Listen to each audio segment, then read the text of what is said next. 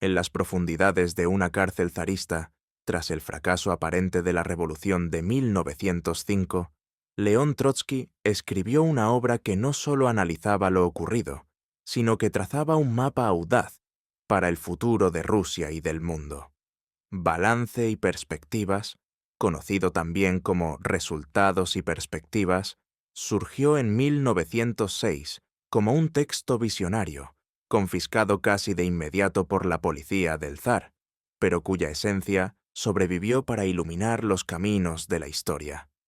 Hoy, al adentrarnos en sus páginas, descubrimos no un simple recuento de eventos pasados, sino una teoría profunda que anticipó los giros dramáticos de la revolución socialista, la idea de la revolución permanente, esa fuerza imparable que transforma una revuelta inicial contra el absolutismo en la conquista del poder por el proletariado, extendiéndose más allá de las fronteras nacionales.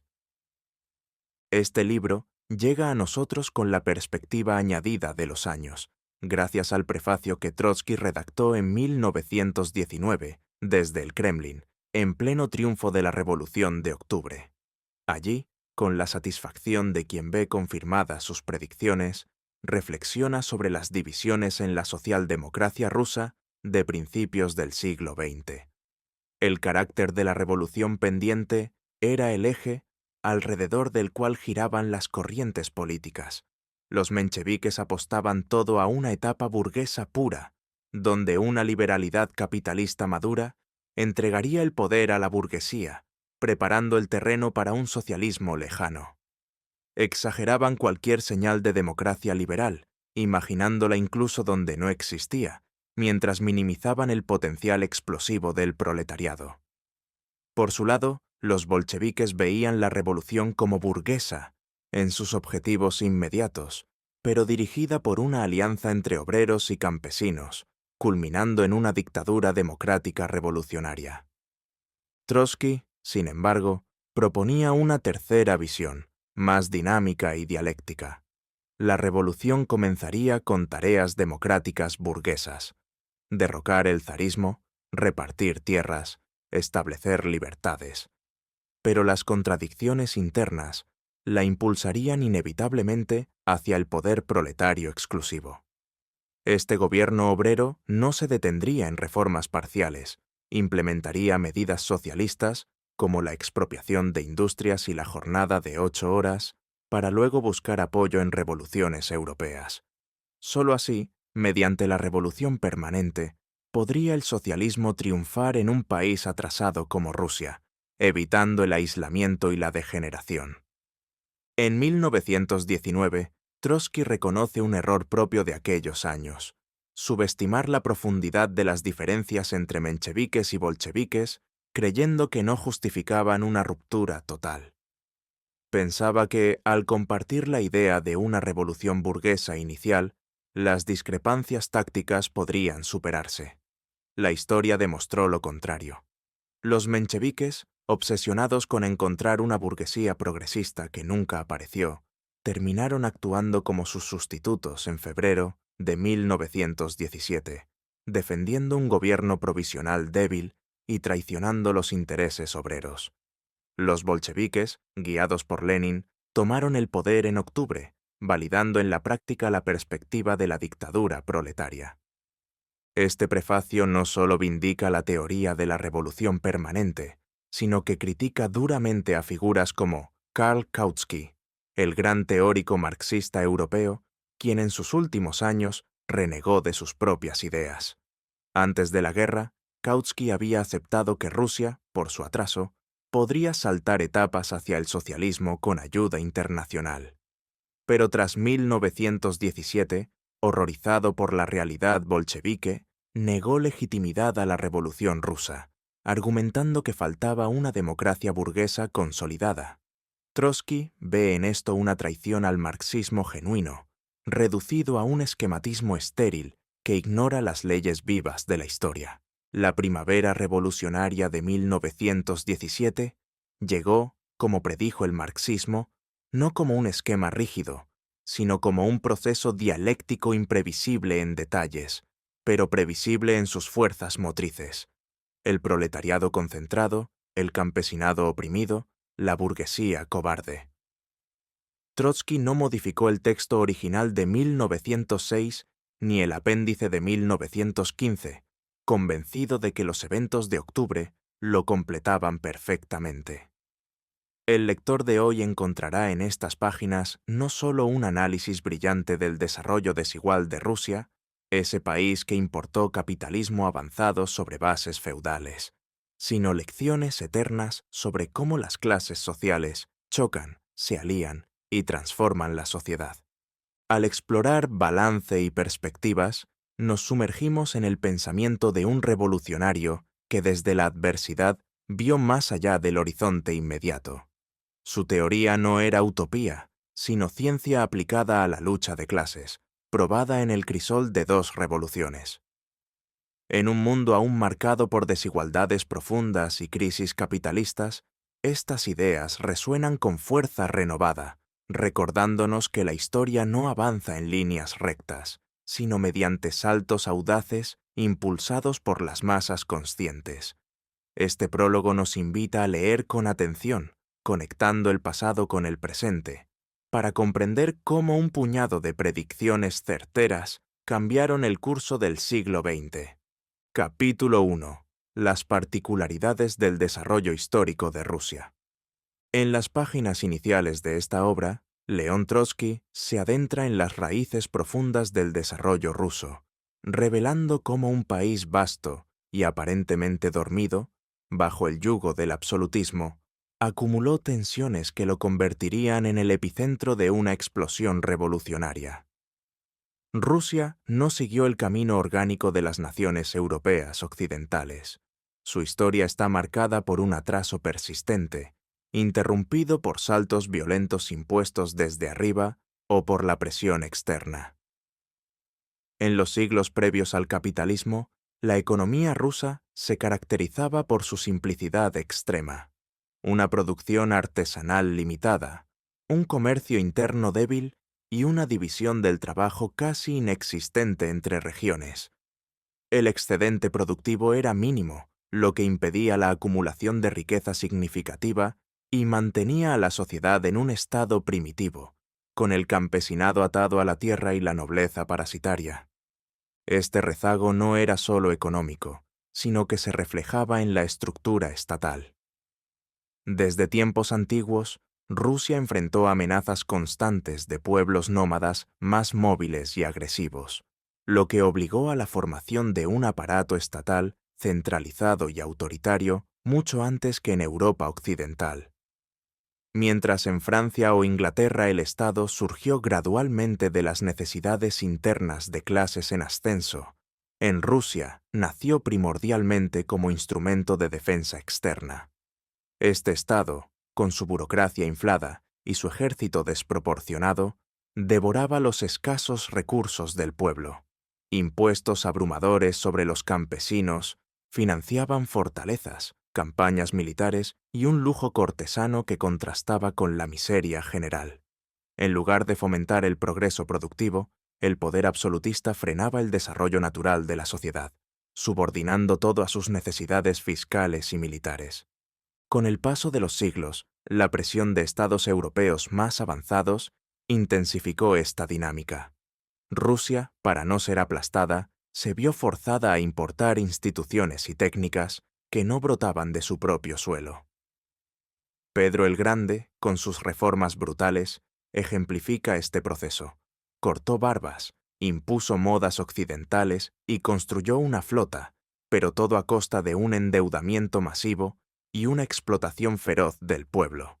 El capitalismo no llegó a Rusia por la maduración interna de relaciones mercantiles, como en Holanda o Inglaterra, donde artesanos y comerciantes acumularon capital gradualmente. Aquí, el Estado lo injertó artificialmente, atrayendo capital extranjero, construyendo fábricas y ferrocarriles, no por iniciativa burguesa, sino por imperativos militares y fiscales. Este desarrollo combinado y desigual generó contradicciones únicas. El absolutismo ruso, al modernizarse para sobrevivir, creó las bases de su propia ruina. un proletariado concentrado en grandes industrias, un ejército permanente que podía volverse contra el zar y una dependencia crónica de préstamos europeos que ataban al régimen a los intereses de las potencias capitalistas. Trotsky destaca cómo este Estado, autónomo respecto a las clases sociales internas, se convirtió en un parásito gigantesco, absorbiendo la mayor parte del excedente nacional sin devolverlo en forma de progreso orgánico. Las reformas de 1861, que abolieron la servidumbre, no liberaron verdaderamente al campesino. Lo dejaron endeudado, sujeto a redenciones exorbitantes y a la comunidad rural que frenaba la movilidad. En contraste con Europa, donde la burguesía se forjó en luchas seculares contra el feudalismo, en Rusia la clase media urbana era débil, compuesta por extranjeros, funcionarios y especuladores, sin arraigo profundo. El liberalismo ruso, en lugar de liderar una revolución democrática, se acobardaba ante el trono, esperando concesiones desde arriba. Los populistas, por su parte, soñaban con un socialismo basado en la comuna campesina, ignorando que esta institución, lejos de ser un germen socialista, era un mecanismo de control fiscal del Estado sobre los campesinos. Trotsky subraya el mérito del marxismo ruso. Fue el único que comprendió estas particularidades y predijo la inevitabilidad de una revolución violenta. Mientras liberales confiaban en reformas pacíficas y populistas en caminos excepcionales, los marxistas vieron que solo derrocando el absolutismo podría Rusia incorporarse al flujo histórico mundial. Este capítulo sienta las bases para entender por qué, en un país tan atrasado, el proletariado emergió como fuerza política decisiva. Porque el Estado, al concentrar el poder y la modernización, preparó involuntariamente el terreno para un salto directo hacia confrontaciones de clase modernas. Así, el desarrollo histórico ruso aparece no como una línea recta ascendente, sino como una serie de contradicciones acumuladas, un Estado fuerte que debilita a la sociedad, un capitalismo importado que proletariza masivamente sin crear una burguesía valiente, un campesinado oprimido que anhela tierra pero no puede liderar solo. Estas peculiaridades explican la ferocidad de la Revolución de 1905 y anticipan que la próxima no se detendrá en medias tintas democráticas, sino que abrirá camino a transformaciones más profundas, impulsadas por la clase obrera consciente de su fuerza histórica. Capítulo 2. Las ciudades y el capital. En este segundo capítulo, León Trotsky dirige su mirada hacia el surgimiento tardío y peculiar de las ciudades rusas, mostrando cómo el capitalismo irrumpió en un paisaje dominado por el campo, transformando radicalmente la estructura social sin pasar por las etapas graduales que caracterizaron a Europa occidental. Durante siglos, las urbes en Rusia no fueron centros vibrantes de comercio y producción, sino más bien fortalezas administrativas y militares, enclaves burocráticos que servían al Estado absolutista más que a una economía dinámica. En el siglo XVIII, apenas el 3% de la población vivía en ciudades, una cifra que contrastaba drásticamente con naciones como Inglaterra o Francia, donde el urbanismo había florecido desde la Edad Media, impulsado por artesanos, mercaderes y gremios independientes. La industria, por su parte, permanecía dispersa en los pueblos campesinos, donde los siervos combinaban el trabajo agrícola con oficios manuales bajo el control de la comunidad rural o de señores feudales. No existía una separación clara entre campo y ciudad. La producción artesanal se subordinaba a las necesidades locales, sin generar un mercado interno robusto ni una clase media urbana con peso político propio. Esta configuración primitiva cambiaba lentamente hasta finales del siglo XIX, cuando una industrialización acelerada, impulsada por el Estado y el capital extranjero, elevó la población urbana al 13% en 1897 y la duplicó en las primeras décadas del XX. Grandes fábricas surgieron de golpe, concentrando miles de obreros en plantas modernas equipadas con tecnología importada, algo que en Occidente había requerido generaciones de acumulación gradual. Trotsky enfatiza cómo este proceso no brotó de iniciativas internas burguesas, sino de la presión externa.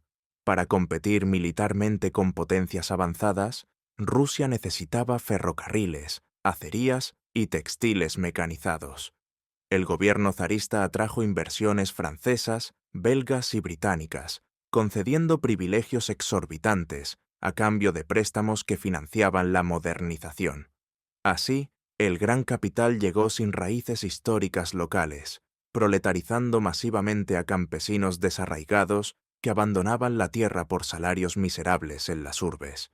Este proletariado emergió concentrado en enormes complejos industriales, lejos de la dispersión artesanal europea, lo que le otorgaba una fuerza organizativa inmediata y una conciencia de clase aguda desde sus inicios.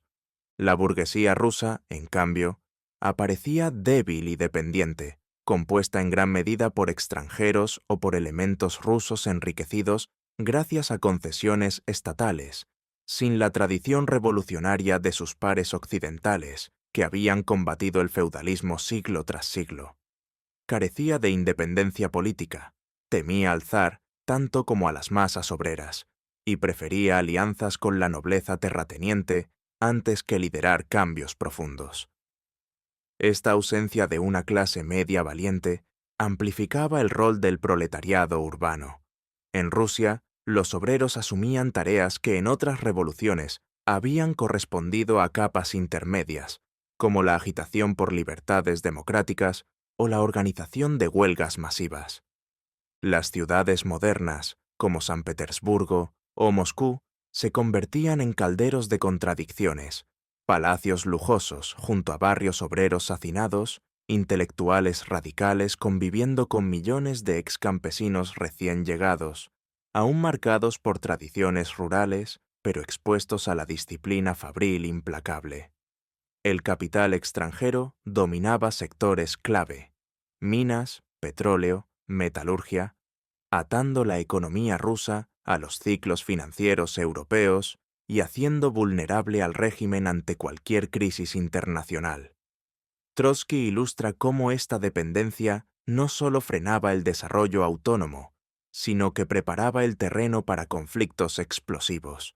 Un proletariado numeroso y unido, enfrentado a una burguesía timorata que no dudaría en pactar con el absolutismo para preservar sus privilegios. De esta forma, el urbanismo ruso no representaba un progreso orgánico, sino un injerto forzado que aceleraba las tensiones de clase. Las antiguas ciudades mercantiles, como Novgorod o Pskov, habían sido destruidas por el centralismo moscovita siglos atrás, dejando un vacío que el capitalismo tardío llenaba de manera abrupta. El resultado era un proletariado que, pese al atraso general del país, mostraba una madurez política superior a la de obreros en naciones más desarrolladas, pero con tradiciones reformistas arraigadas.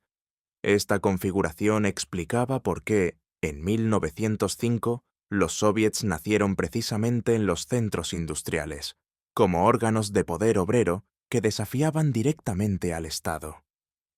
Trotsky concluye que la debilidad urbana histórica de Rusia, combinada con la irrupción violenta del capital monopolista, colocaba al proletariado en el centro de la escena revolucionaria.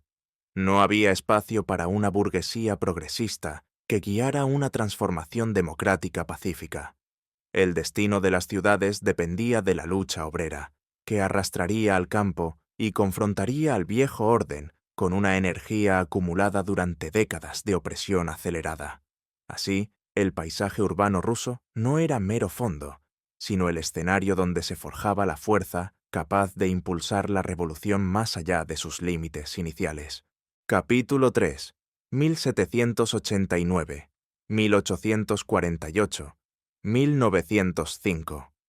En este tercer capítulo, León Trotsky teje un hilo histórico que une tres grandes convulsiones revolucionarias: 1789 en Francia, 1848 en Europa y 1905 en Rusia, para revelar cómo el rol de las clases sociales ha evolucionado, colocando al proletariado cada vez más en el centro del escenario. No se trata de repetir esquemas rígidos del pasado, sino de entender las dinámicas vivas que impulsan el cambio, mostrando por qué la Revolución Rusa no podía limitarse a copiar modelos antiguos, sino que abría puertas a perspectivas inéditas. La Revolución Francesa, de 1789, representa el momento clásico de una burguesía ascendente, unificada y audaz, que arrastró tras de sí a las masas populares para derrocar el antiguo régimen. La tercera clase, comerciantes, artesanos, intelectuales, se erigió en portavoz de toda la nación moderna contra la monarquía absoluta y la nobleza feudal. El jacobinismo, con su radicalismo implacable, encarnó el heroísmo de esta burguesía en su fase revolucionaria. Guillotina en mano, defendió las conquistas contra amenazas internas y externas, dejando una huella indeleble en la historia. Trotsky defiende con pasión este legado jacobino frente a las calumnias liberales que lo pintan como mero terror. Era, en realidad, la dictadura revolucionaria de una clase en ascenso, que no dudaba en movilizar al pueblo para consolidar su poder. El proletariado moderno, lejos de repudiarlo, lo reivindica como parte de su propia tradición de lucha decidida. Avanzando a 1848, el panorama cambia drásticamente. La burguesía europea, ya consolidada en el poder o cercana a él, se muestra cobarde y traicionera ante las masas que ella misma había despertado. En Francia, tras febrero, los obreros parisinos combatieron en las barricadas, pero la burguesía republicana los masacró en junio para preservar el orden capitalista. En Alemania y Austria, la clase media temía más al proletariado emergente que al viejo feudalismo. Prefería pactar con príncipes y junkers antes que arriesgar sus privilegios en una revolución profunda. En Viena, por ejemplo, el 26 de mayo, los obreros y estudiantes tomaron la ciudad, erigieron barricadas masivas, obligaron al gobierno a dimitir y dejaron al monarca en fuga, pero ninguna fuerza política burguesa se atrevió a tomar el timón. El poder quedó vacante y la reacción reconquistó todo sin esfuerzo. Trotsky describe esta república no reconocida como un momento trágico. El proletariado mostró inmensa energía, pero carecía de organización independiente y liderazgo consciente para imponer su hegemonía. La revolución de 1905 en Rusia marca un salto cualitativo. Aquí, el proletariado no actúa como fuerza auxiliar, sino como protagonista desde el primer acto. Las huelgas masivas, los soviets, esos órganos democráticos nacidos en las fábricas, revelan un obrerismo maduro que dirige la lucha contra el absolutismo. La consigna de milicias populares armadas no busca empoderar a una burguesía ausente o timorata, sino a los propios trabajadores. Mientras en 1789 la burguesía unificó a la nación bajo su bandera y en 1848 se aterrorizó ante sus propias creaciones, en 1905 la clase obrera asume tareas que históricamente correspondían a capas intermedias: derrocar el viejo orden y plantear demandas democráticas radicales. Los liberales rusos, lejos de liderar, se acurrucan bajo el ala del zar, temiendo que las masas vayan demasiado lejos. Trotsky subraya las diferencias en el contexto internacional. En 1789, la burguesía francesa luchaba aislada, pero con el mundo feudal a su favor.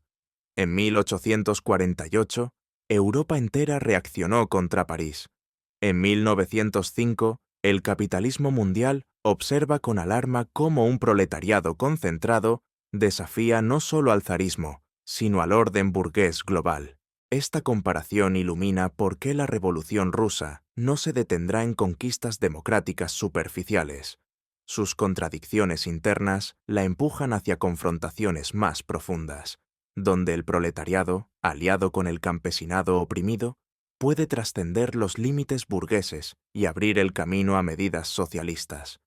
Así, de 1789 a 1905, la historia muestra un proletariado que pasa de sombra a luz principal, mientras la burguesía retrocede de heroína revolucionaria a guardiana conservadora. Rusia, con su desarrollo desigual, acelera este proceso, colocando al obrero en condiciones de disputar el poder estatal, no como episodio pasajero, sino como base para una transformación permanente que contagia al mundo. Capítulo 4. La revolución y el proletariado. En este cuarto capítulo, León Trotsky coloca en el centro de la escena la esencia misma de toda revolución moderna, la lucha abierta por el poder estatal, ese instrumento supremo que una clase dominante utiliza para someter a las demás. La revolución no es un simple cambio de gobierno ni una suma de reformas parciales. Es el momento en que las masas irrumpen violentamente para arrebatar el aparato estatal a la clase explotadora y ponerlo al servicio de sus propios intereses. En Rusia, esta batalla adquiere contornos particulares debido al atraso general y a la concentración extrema del proletariado industrial. Trotsky recuerda que el crecimiento numérico del proletariado está ligado inseparablemente al desarrollo del capitalismo, pero su ascenso político no es automático. Depende de la conciencia, la organización y la experiencia acumulada en la lucha. En países avanzados como Inglaterra o Estados Unidos, donde la burguesía consolidó su dominio hace siglos, el proletariado enfrenta una dominación capitalista tan sólida que la conquista del poder exige una preparación prolongada y batallas encarnizadas. En Rusia, en cambio, la debilidad histórica de la burguesía y la concentración del poder en un absolutismo burocrático militar crean condiciones únicas. El proletariado, aunque numéricamente minoritario respecto al campesinado, posee una fuerza política desproporcionada gracias a su posición en la gran industria y su capacidad para paralizar la economía entera. Aquí radica una de las ideas centrales. La Revolución rusa será burguesa por sus objetivos inmediatos: derrocar el zarismo, conquistar libertades democráticas, resolver la cuestión agraria. Pero será dirigida por el proletariado, no por la burguesía liberal. Esta última, aterrorizada ante la energía de las masas obreras, prefiere cualquier compromiso con la monarquía antes que arriesgarse a una movilización popular profunda. Trotsky cita al propio Karl Kautsky en sus años revolucionarios. En naciones donde el capitalismo ha madurado plenamente, el proletariado enfrenta la dictadura abierta del capital. En Rusia, en cambio, el poder estatal aún conserva rasgos precapitalistas, lo que facilita que los obreros disputen la hegemonía desde el comienzo mismo de la revolución. La consigna de una dictadura democrática del proletariado y el campesinado, defendida por los bolcheviques, no significa para Trotsky un gobierno compartido al 50%, sino la hegemonía indiscutible del proletariado dentro de esa alianza.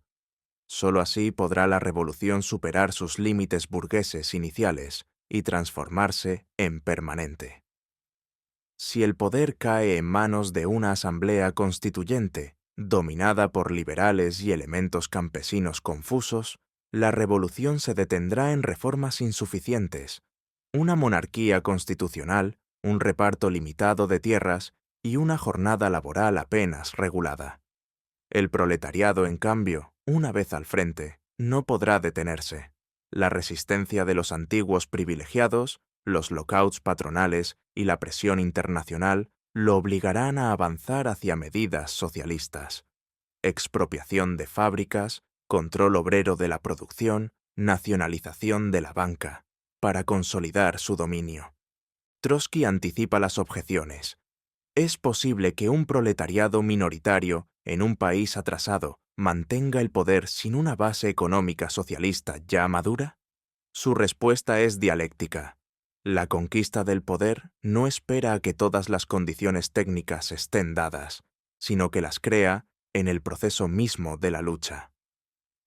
El proletariado ruso, educado en la escuela de la gran industria moderna, posee una superioridad cultural y organizativa sobre el campesinado disperso y sobre la burguesía timorata.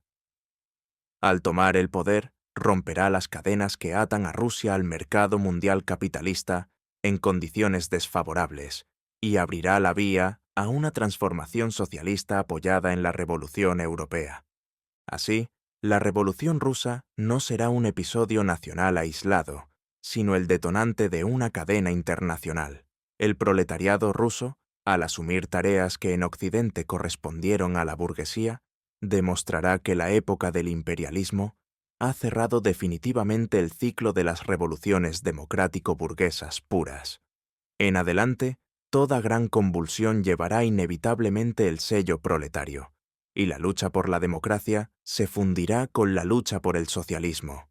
Este capítulo establece, con claridad implacable, que la clase obrera rusa no lucha por instalar una república burguesa más o menos avanzada, sino por abrir la puerta a un poder propio que, para sobrevivir, deberá extender la revolución más allá de las fronteras y transformar el mundo entero. Capítulo 5. El proletariado en el poder y el campesinado. En este quinto capítulo, León Trotsky aborda el interrogante más delicado y decisivo de toda la Revolución rusa.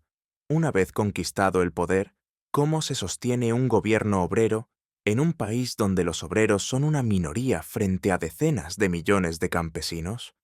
La respuesta no es teórica ni abstracta, es una cuestión de vida o muerte para la revolución misma. Cuando el proletariado tome el poder estatal, no lo hará solo, sino como la vanguardia indiscutible que arrastra consigo a las masas campesinas pobres y a sectores de la intelectualidad revolucionaria. El gobierno será, en su esencia, un gobierno obrero. Los campesinos participarán, sí, pero no como fuerza dirigente, porque el campesinado, por su dispersión, su atraso cultural y su vinculación individual con la propiedad, nunca ha podido ni podrá crear un poder propio independiente y estable. Lo ha intentado en revueltas históricas. Los Pugachov, los Razin, siempre terminaron aplastadas o absorbidas por otras clases. Trotsky recuerda las lecciones de 1789 y 1848.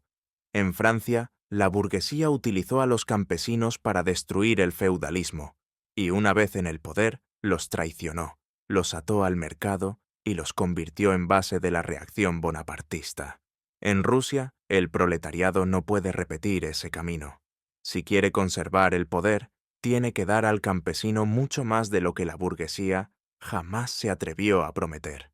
La tierra entera, sin redenciones, sin pagos, y además la libertad para organizarse, créditos baratos, máquinas, instrucción técnica y, sobre todo, la certeza de que nadie volverá a quitársela. El gobierno obrero comenzará inmediatamente una política agraria revolucionaria, confiscación sin indemnización de las grandes propiedades terratenientes, de las tierras de la corona, de la iglesia y de los monasterios. Esa tierra pasará a disposición de los comités campesinos locales, pero bajo la dirección política y la supervisión del poder central obrero. No se trata de un reparto igualitario utópico que pulverice aún más la agricultura. Se trata de abrir el camino hacia formas cooperativas de cultivo que, con el tiempo y el apoyo estatal, conduzcan al socialismo en el campo. Mientras tanto, el proletariado en el poder tiene que evitar dos peligros mortales. El primero, que los campesinos medios y ricos, una vez saciada su hambre de tierra, se vuelvan contra la revolución urbana, contra la requisa de granos, contra el control obrero en las fábricas. El segundo, que los campesinos pobres, sin dirección clara, caigan en manos de los socialistas revolucionarios o de los trudoviki, esas corrientes que expresan los intereses confusos y contradictorios del campo. Trotsky analiza con crudeza esas organizaciones campesinas nacidas en 1905. La Liga Campesina reunía a los elementos más radicales, pero su programa oscilaba entre el reparto negro utópico y demandas socialistas vagas. Al final se disolvió porque no podía resolver la contradicción entre el campesino pobre y el kulak. Los trudoviki, por su parte, eran una amalgama amorfa de intelectuales rurales y campesinos, medio ilustrados, que querían tierra y libertad, pero sin tocar la propiedad privada capitalista ni aceptar la dirección del proletariado. Eran la expresión típica de una clase que desea ardientemente la revolución, pero que no puede hacerla por sí misma.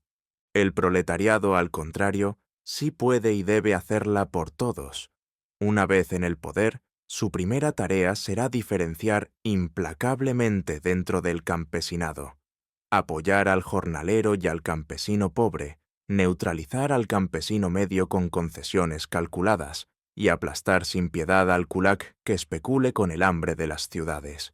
Solo así la alianza obrero-campesina se mantendrá viva y la revolución podrá respirar. Este capítulo termina con una afirmación rotunda. El proletariado ruso no repetirá el error histórico de la burguesía francesa. No liberará al campesino para luego abandonarlo al mercado y verlo convertirse en su sepulturero. Lo liberará para incorporarlo, paso a paso, a un nuevo orden económico, donde el trabajo colectivo reemplace definitivamente al trabajo parcelario. Esa es la única forma de que el poder obrero no sea un episodio fugaz, sino el comienzo real de la sociedad sin clases. Capítulo 6. El régimen proletario. En este sexto capítulo, León Trotsky describe con precisión quirúrgica cómo sería el día a día de un gobierno proletario en Rusia inmediatamente después de la conquista del poder. No se trata de sueños ni de proclamas grandilocuentes, sino de las primeras medidas concretas, inevitables y urgentes que el nuevo régimen tendría que tomar para sobrevivir y avanzar. El poder proletario llega por dos vías posibles: una sublevación armada que derroca al viejo Estado o un colapso del régimen zarista que deja el poder en manos de las masas organizadas en soviets. En ambos casos, el primer acto es el mismo: disolver las instituciones represivas del absolutismo, policía política, gendarmería, cosacos, cárceles políticas, depurar el ejército de oficiales monárquicos y reemplazarlos por comités de soldados elegidos, transformar la administración pública en un cuerpo electivo irrevocable. Todo esto se hace en días o semanas, porque el viejo aparato estatal no se reforma, se destruye y se sustituye. Las medidas económicas comienzan de inmediato. La jornada laboral se reduce a 8 horas como máximo, sin excepciones. Los obreros parados reciben salario íntegro del fondo estatal mientras no haya trabajo disponible. Los lockouts patronales se castigan con confiscación de las fábricas y entrega al control obrero. La banca se nacionaliza de golpe para cortar el flujo de capital al extranjero y dirigir el crédito hacia las necesidades del pueblo. Las grandes empresas que resistan o saboteen la producción pasan directamente a manos del Estado, bajo gestión de comités obreros. En el campo, la expropiación de las tierras de terratenientes, iglesia y corona es inmediata y sin compensación. Los comités campesinos locales distribuyen la tierra entre los que la trabajan, pero el gobierno central prohíbe la venta y la hipoteca para evitar la especulación. Se crean estaciones experimentales agrícolas, se distribuyen semillas y maquinaria, y se fomenta la cooperación voluntaria entre campesinos pobres. Todo esto se financia con impuestos progresivos a los kulaks y con la requisa de granos de los ricos para abastecer a las ciudades. Trotsky advierte que estas medidas tan radicales provocarán una pérdida inmediata de apoyo entre ciertos sectores. Los campesinos medios, satisfechos con su parcela, empezarán a resistir las requisas. Los intelectuales liberales y los pequeños burgueses urbanos clamarán por orden y legalidad. Los oficiales del ejército y los funcionarios destituidos conspirarán abiertamente. El gobierno obrero no podrá mantener el consenso amplio que tuvo en los primeros días. Tendrá que gobernar cada vez más con la fuerza de su propia clase y de los campesinos más pobres. Aquí aparece una contradicción clave. Cuanto más profundas sean las reformas socialistas, más se estrechará la base social del régimen. Trotsky lo explica sin rodeos. El proletariado no puede gobernar con la misma amplitud de apoyo que una burguesía revolucionaria, porque no promete a todos la propiedad privada, sino que la suprime en las alturas de la economía. Por eso, el régimen proletario será inevitablemente más autoritario en sus métodos que cualquier gobierno burgués, no porque lo desee, sino porque sus enemigos son más numerosos y están mejor armados. Para contrarrestar esta estrechez, el gobierno intensificará la agitación y la organización en el campo. Creará comités de campesinos pobres que vigilen a los kulaks, repartirán las reservas de grano ocultas y empujen hacia formas colectivas de trabajo. Al mismo tiempo, separará políticamente al campesinado. Los pobres y jornaleros se unirán al proletariado urbano. Los medios se mantendrán neutrales con concesiones temporales. Los ricos serán aplastados como clase. Trotsky rechaza tajantemente la idea de un gobierno provisional democrático que se limite a reformas burguesas y deje el poder en manos de una asamblea constituyente.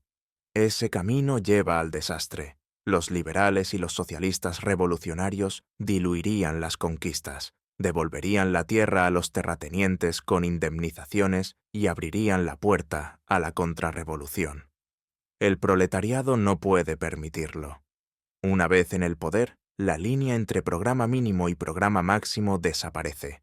Lo que ayer era máximo, control obrero, nacionalización, se convierte en necesidad inmediata para sobrevivir.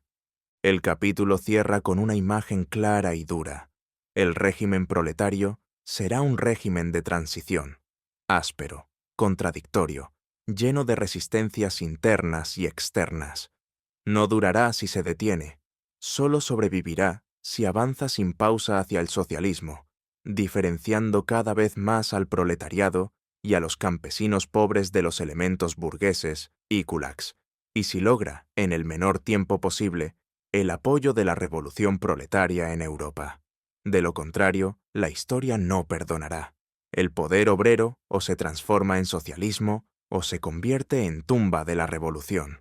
Capítulo 7. Las condiciones previas del socialismo. En este séptimo capítulo, León Trotsky desmonta con precisión las ideas que presentan el socialismo como un fruto maduro que solo puede crecer en un suelo perfectamente preparado por un capitalismo plenamente desarrollado. Esa visión, que separa mecánicamente las condiciones técnicas, económicas y psicológicas del socialismo, ignora la esencia dialéctica de la historia. Estas condiciones no están aisladas, sino profundamente entrelazadas, y la revolución misma es el motor que las transforma y las hace madurar. El capitalismo, sin duda, ha creado las bases técnicas del socialismo. Grandes fábricas, concentración de la producción, división internacional del trabajo, ciencia aplicada a la industria. Ha socializado el trabajo hasta el punto de que la propiedad privada se convierte en un obstáculo insoportable. Pero esperar a que este proceso llegue a su culminación absoluta en todos los países antes de intentar la revolución equivale a paralizar al proletariado y entregarle el futuro a la burguesía. Trotsky rechaza esa postura con firmeza. El socialismo no surge automáticamente de un cierto nivel de desarrollo productivo. Surge de la lucha consciente del proletariado por conquistar el poder y utilizar las fuerzas productivas ya existentes en beneficio de la sociedad entera. Critica especialmente a Nikolai Roshkov, historiador marxista ruso, que sostenía que Rusia debía pasar primero por una larga etapa de capitalismo democrático antes de poder pensar en el socialismo. Para Roshkov, la dictadura del proletariado era prematura y peligrosa, porque faltaban las condiciones objetivas. Trotsky responde que esa separación entre condiciones objetivas y subjetivas es artificial. La conciencia de clase no cae del cielo, ni espera a que la técnica alcance un grado mágico. Se forja en la lucha misma, en las huelgas, en los soviets, en la experiencia colectiva de las masas. La revolución no es un premio que se otorga cuando el capitalismo ha cumplido todos sus deberes. Es el acto mediante el cual el proletariado interrumpe esos deberes y toma el control. En los países avanzados, el proletariado enfrenta un capitalismo maduro y una burguesía fuerte, por lo que la conquista del poder exige una preparación larga y batallas encarnizadas. En Rusia, el atraso general y la concentración extrema del proletariado en grandes fábricas le otorgan una ventaja política decisiva. Puede paralizar toda la economía con una huelga general y disputar el poder al absolutismo mucho antes de que el capitalismo haya cubierto todo el territorio. Esta capacidad de acción no depende de un desarrollo económico uniforme, sino de la posición estratégica que ocupa la clase obrera en la sociedad moderna. Trotsky insiste en que el socialismo no exige una psicología nueva, ya formada antes de la revolución. La psicología socialista, colectivista, solidaria, planificada, se crea en el proceso de construcción del nuevo orden. Los hombres y mujeres que entran en la revolución traen consigo los hábitos del viejo mundo: individualismo, desconfianza, prejuicios. Pero al participar en la gestión colectiva de fábricas, en la defensa armada del poder, en la planificación económica, van transformando su propia conciencia. Esperar a que todos los trabajadores sean socialistas perfectos antes de tomar el poder sería condenar la revolución a la eternidad. El proletariado ruso, al heredar las conquistas técnicas del capitalismo europeo a través del mercado mundial, no parte de cero. Tiene acceso a máquinas modernas, a ferrocarriles, a ciencia importada. Lo que le falta en cantidad lo compensa en calidad. Una experiencia política forjada en 1905, una concentración que facilita la organización, una claridad ideológica que le permite ver más allá de las ilusiones democráticas burguesas. La revolución no necesita esperar a que Rusia alcance el nivel de Inglaterra o Alemania. Necesita tomar el poder y, con él, acelerar el desarrollo de las fuerzas productivas en dirección socialista, apoyándose en la solidaridad internacional del proletariado. Así, las condiciones previas del socialismo no son un catálogo estático de requisitos que deben cumplirse uno por uno. Son dinámicas, se crean y se recrean en la lucha. El proletariado no espera el permiso de la historia, la obliga a avanzar. Este capítulo deja claro que la dictadura del proletariado no es un lujo de países ricos, sino la única vía por la que un país atrasado puede incorporarse al progreso mundial sin quedar eternamente subordinado al capital extranjero. Capítulo 8. ¿Un gobierno obrero en Rusia? En este octavo capítulo, León Trotsky responde directamente a la objeción más frecuente que se le hacía en 1906. Es conceivable que un gobierno obrero se mantenga en un país tan atrasado como Rusia, donde el proletariado es una minoría y la inmensa mayoría de la población vive en el campo bajo relaciones semifeudales. La pregunta no es académica, es el nudo gordiano de toda la perspectiva revolucionaria. Trotsky comienza afirmando que sí, un gobierno obrero no solo es posible, sino inevitable si la revolución avanza hasta sus últimas consecuencias. El proletariado ruso, aunque numéricamente reducido, ocupa una posición estratégica privilegiada. Está concentrado en grandes centros industriales, domina los ferrocarriles, las fábricas y las comunicaciones, y puede paralizar toda la vida económica del país con una huelga general. Esta fuerza organizada compensa con creces su minoría numérica. Además, hereda directamente las técnicas y la organización del capitalismo más avanzado de Europa, importadas a Rusia por el propio Estado y el capital extranjero. Una vez en el poder, el gobierno obrero iniciará inmediatamente medidas que acortarán drásticamente el camino hacia el socialismo. Reducirá la jornada laboral, expropiará las grandes empresas que resistan o saboteen, establecerá el control obrero sobre la producción y nacionalizará la banca y el comercio exterior. En la agricultura no promoverá un reparto igualitario que fragmentaría aún más la tierra. Eso sería retroceder, sino que convertirá las haciendas expropiadas en explotaciones modelo del Estado, prohibirá la compra-venta de tierra y el trabajo asalariado en el campo, y fomentará cooperativas agrícolas con apoyo técnico y crédito estatal. El objetivo es pasar gradualmente del cultivo individual al colectivo, sin forzar mecánicamente, pero sin retroceder ante la resistencia de los kulaks. Aquí aparece la dificultad mayor. Los obstáculos políticos serán mucho más graves que los técnicos. Rusia sola no posee las fuerzas productivas suficientes para construir el socialismo completo. Las fábricas modernas están, sí, pero rodeadas de un océano de campesinado atrasado, analfabeto en su mayoría, con costumbres patriarcales y desconfianza hacia la ciudad. Mantener el entusiasmo revolucionario de millones de pequeños propietarios recién beneficiados con la tierra será tarea titánica cuando el gobierno tenga que requisar grano para alimentar a las ciudades o imponer disciplina en la producción. Trotsky es implacable en su diagnóstico.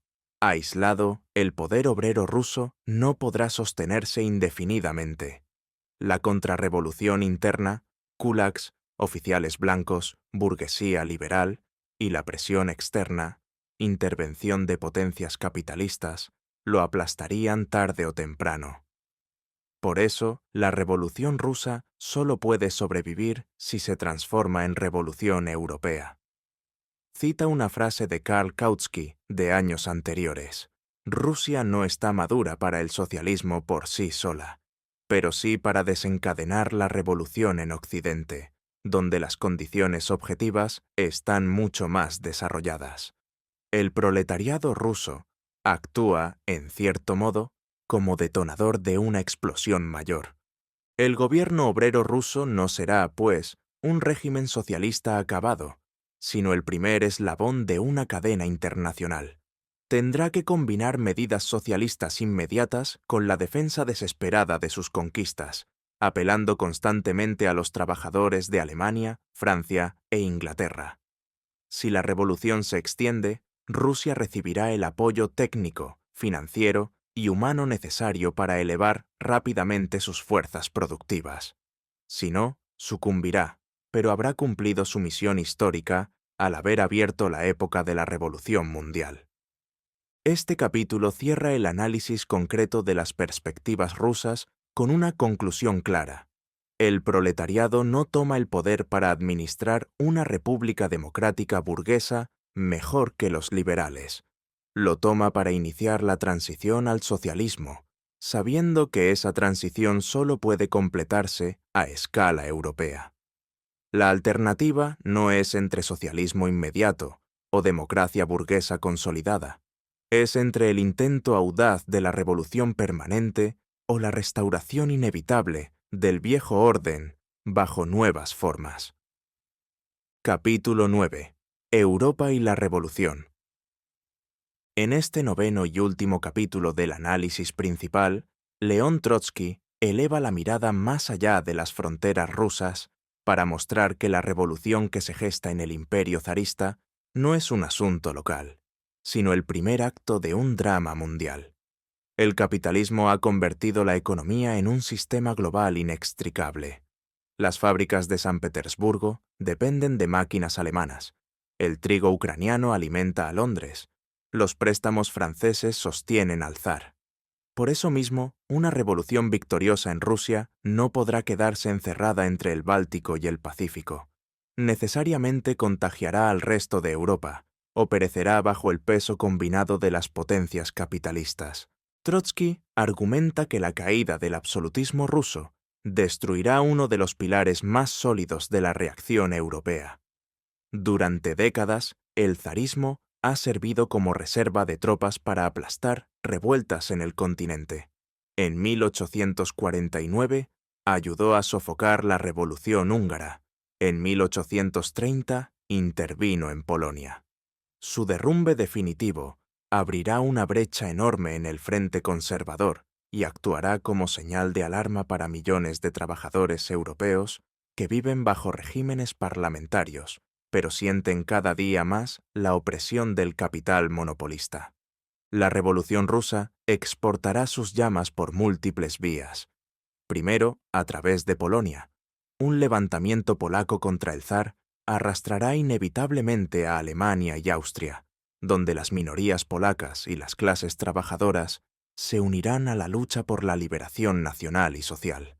Segundo, mediante las crisis financieras, la bancarrota del Estado ruso arrastrará a los bancos franceses y belgas que prestaron miles de millones, provocando pánico en las bolsas de París y Bruselas.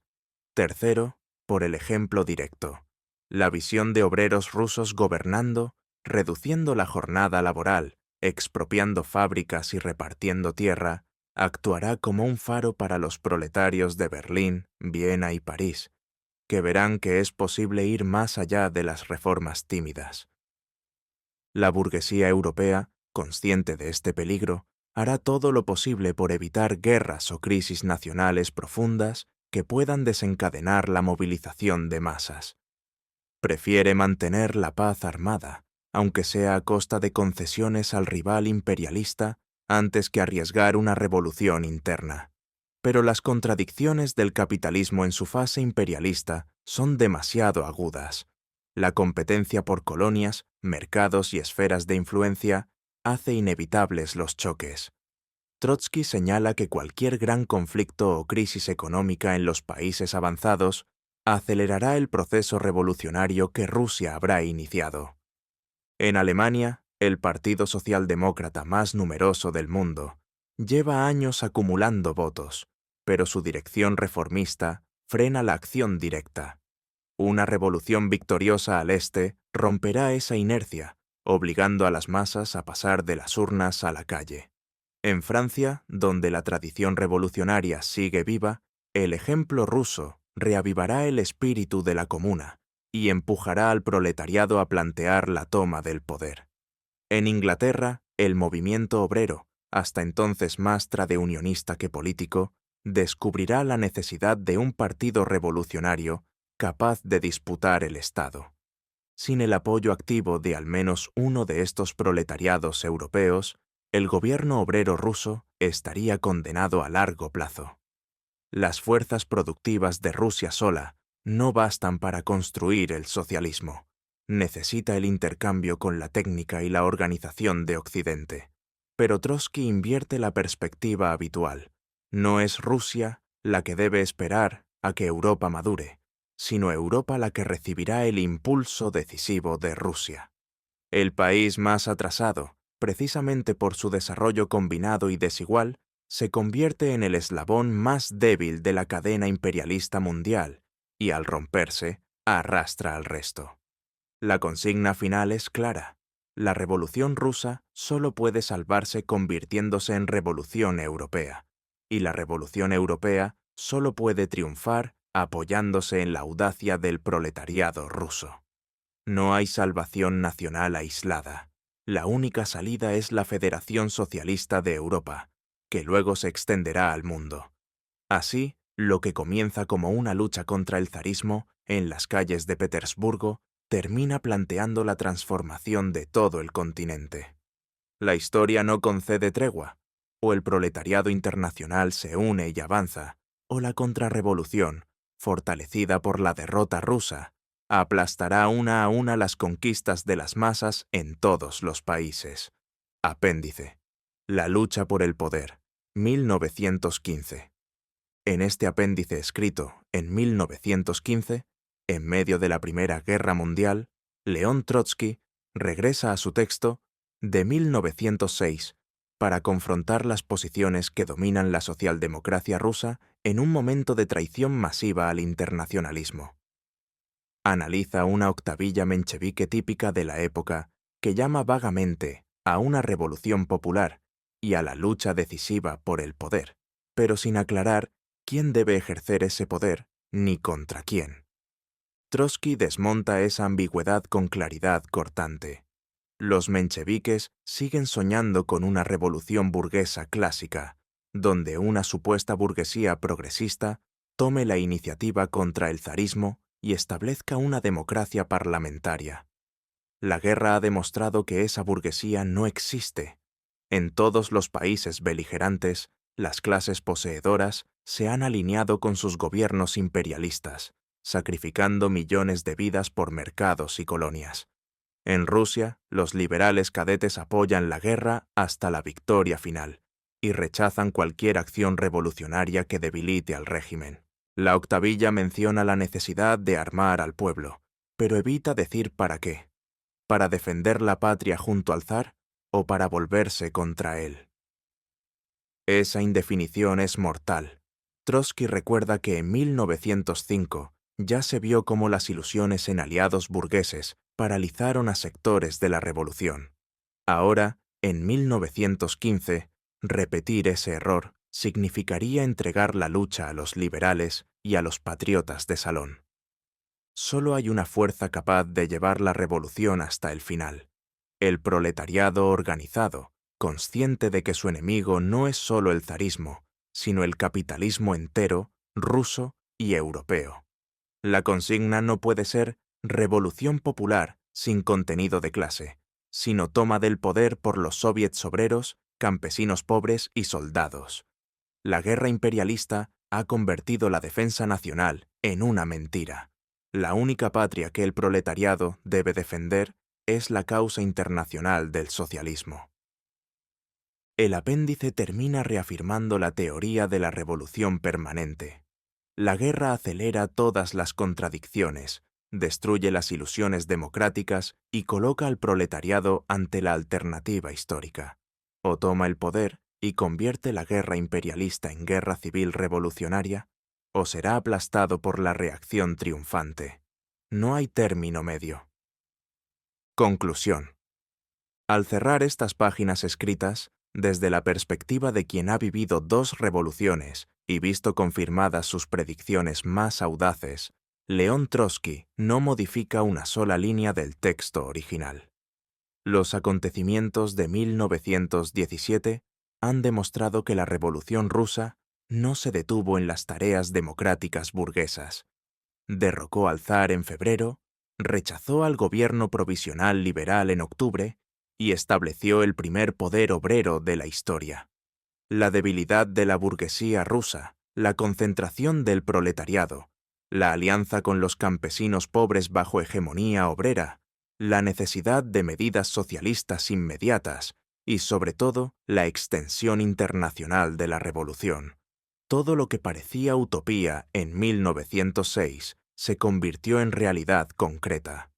Los mencheviques, aferrados a su esquema de etapas, terminaron defendiendo al gobierno burgués de Kerensky. Los bolcheviques, guiados por la perspectiva de la dictadura proletaria, tomaron el poder y resistieron contra el mundo entero. La teoría de la revolución permanente no era un capricho intelectual, era la única interpretación del marxismo que comprendía el desarrollo desigual y combinado del capitalismo mundial. Rusia, el eslabón más débil, rompió la cadena imperialista y abrió la época de la revolución socialista mundial. El poder soviético no ha construido aún el socialismo pleno. La guerra civil, el bloqueo y el atraso heredado lo impiden. Pero ha demostrado que el proletariado puede tomar el poder, mantenerlo y comenzar la transformación de la sociedad incluso en condiciones adversas. La lucha continúa. La Revolución Rusa no es un episodio cerrado, sino el comienzo de una era. Depende del proletariado europeo, y más allá del mundial, si esta primera experiencia se convertirá en el prólogo de la sociedad sin clases o en una tragedia heroica aplastada por la contrarrevolución. La historia no ha dicho su última palabra, pero ha confirmado una verdad fundamental. En la época del imperialismo, toda revolución profunda lleva inevitablemente el sello proletario o perece. Hemos llegado al final de este recorrido por Balance y Perspectivas, una obra que nació en la cárcel zarista y terminó iluminando el camino de la mayor revolución del siglo XX. Trotsky no solo analizó el pasado y el presente de Rusia, proyectó el futuro con una precisión que aún hoy asombra. Sus ideas sobre la revolución permanente la debilidad de la burguesía, la hegemonía del proletariado y la necesidad de la extensión internacional siguen siendo herramientas imprescindibles para comprender las crisis del mundo actual. Si este resumen te ha ayudado a acercarte a un texto clásico del pensamiento revolucionario, no olvides dejar tu opinión en los comentarios, compartir el video y suscribirte al canal para más resúmenes de libros que cambiaron la historia. Nos encontramos en el próximo audiolibro. Hasta pronto.